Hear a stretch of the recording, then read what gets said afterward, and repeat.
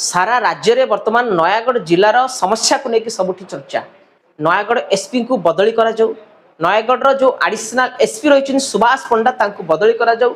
एवं जी कलंकित ऑफिसर एवं यौन केलेंकारी जो माने माहिर एवं जहां ना रे सांघातिक एवं संगीन अभियोग आसी नयागढ़ खनपड़ा एसडीपीओ मदन मोहन प्रधान जितेबाला जड़े महिला को यौन शोषण करुँच कलंकित ऑफिसर को तुरंत गिरफ कर सस्पेंड कर सबुदिन कार्य बहिष्कार करने दाबी ये सारा राज्य में बर्तमान धीरे धीरे उठिलानी। आ नयागढ़ जो घटना को लेकिन सारा राज्य में बर्तमान निया लगिलानी कि वास्तविक ये जो भारतीय जनता पार्टी सरकार गेरुआ दल सरकार ये जो डबल इंजिन सरकार जिते माँ को सम्मान गाँ को सम्मान कथा कहूँ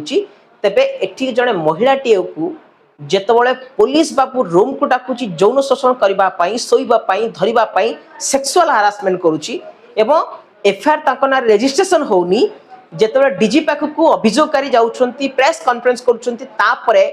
फतेगढ़ पुलिस स्टेशन रे एफआईआर रेजिस्ट्रेशन हो गला परे ये सामान्य बदली करा जाउची। ये कोठी ना कोठी ये आखिरे अंगुठी मारी कि दिन दिहिपर रे जो बळी भाबरे ये हिटलर शासन करुछंती बीजेपी सरकार लोक माने धीरे धीरे तातिलेनी यार उचित जवाब निहाती देबे। आ यही जो नेतृत्व को नहीं वर्तमान एडिशनल एसपी सुभाष पंडा आंको नेतृत्व को जुरुदुहार करुछंती वर्तमान नयागढ़वासी ये यही नेतृत्व नौछंती कि जति जड़े पुलिस ऑफिसर ना एभली केलेंकारी अभियोग सांघातिक अभियोग सेक्सुअल अभियोग आसुची जेते गणमाध्यम माने तांको प्रतिक्रिया मागुछंती ये बाबू जनक अलाजुक मुहरे हसी हसी का प्रतिक्रिया दौरान चेष्टा करुछंती। आपण से विजुअल को बारंबार आपण देखिबे जेते गणमाध्यम एडिशनल एसपी सुभाष पंडा को प्रश्न करुछंती कि ऑडियो रो वायरल तथ्य कौन अच्छी ए घटना विषय आपण कौन जानिछंती से जेमिति कि गणमाध्यम ठारू केते शीघ्र वर्ती की जिबे सेतमे हसी हसी जेमिति किछि हेई नाही ये बाबू जो उत्तर दउछंती तापर आपण जणा पडुछंती ये जो